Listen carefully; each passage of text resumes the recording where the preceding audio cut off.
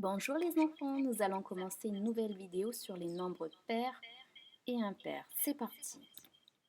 Tu as besoin de ta feuille de travail et d'un crayon de papier. Waouh, les jolies claquettes. On va les compter.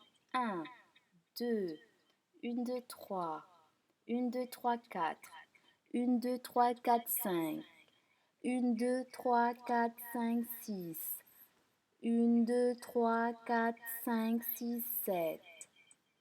1, 2, 3, 4, 5, 6, 7, 8.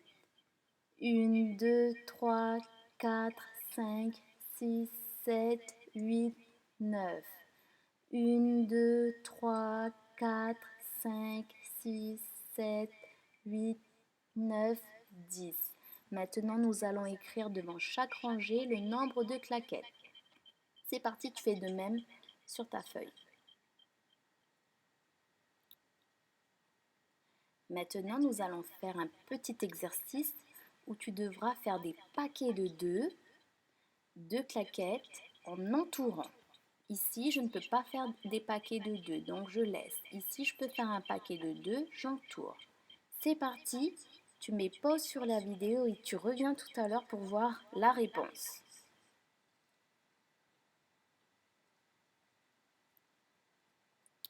Tadam, voici la réponse. Ici, je ne peux pas faire des paquets de 2. 2, je peux faire un paquet de 2. 3, je peux faire un paquet de 2. Il en reste 1. 4, je peux faire 2 paquets de 2. 1, 2, il ne reste rien. 5, je peux faire 2 paquets de 2. Il en reste 1. 6, je peux faire 1, 2, 3 paquets de 2. 7, je peux faire 1, 2, 3 paquets de 2. Il en reste 1. 8, je peux faire 1, 2, 3, 4. 4 paquets de 2. 9, je peux faire 1, 2, 3, 4 paquets de 2 et il en reste 1. 10, je peux faire 1, 2, 3, 4 et 5. Maintenant, je vais te demander d'être chercheur. Il faudra que tu cherches un moyen pour ranger ces nombres. D'accord? Il faudra les ranger dans ce tableau à 2 colonnes. Je te laisse chercher. Je ne te donne pas plus d'indications, c'est à toi de chercher. C'est parti. Tu mets pause sur la vidéo et tu reviens tout à l'heure pour voir la réponse.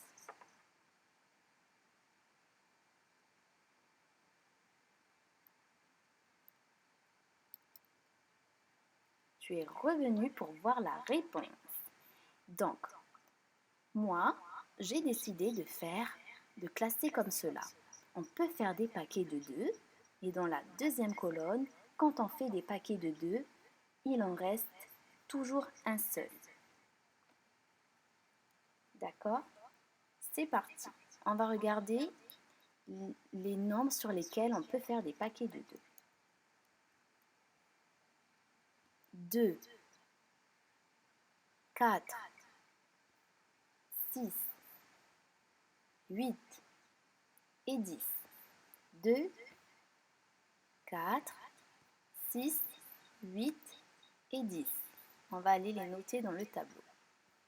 On peut faire des paquets de 2, 2, 4, 6, 8 et 10. Maintenant, on va noter les nombres sur lesquels on fait des paquets de 2, mais il en reste toujours un seul. Hop. 1, il en reste toujours un seul. 3, il en reste toujours un seul.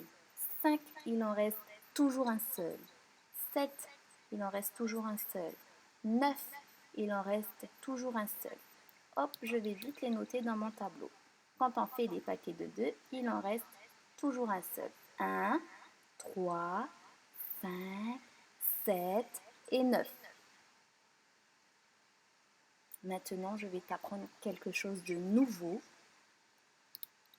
Les nombres pairs, ce sont des nombres qui se terminent tous par 2, 4, 6, 8 et 0. Ce sont des nombres avec lesquels on peut faire des paquets de 2. D'accord? Les nombres pairs.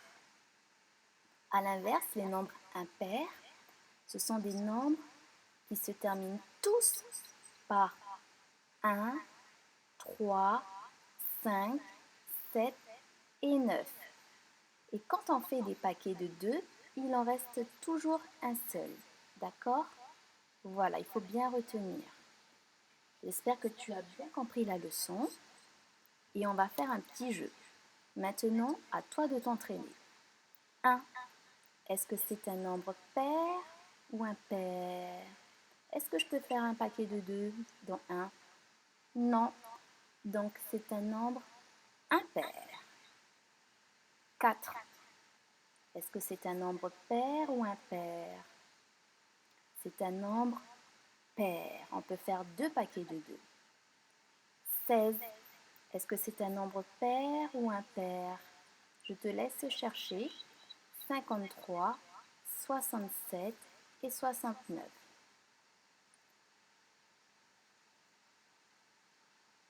On y va. 16, c'est un nombre pair ou impair?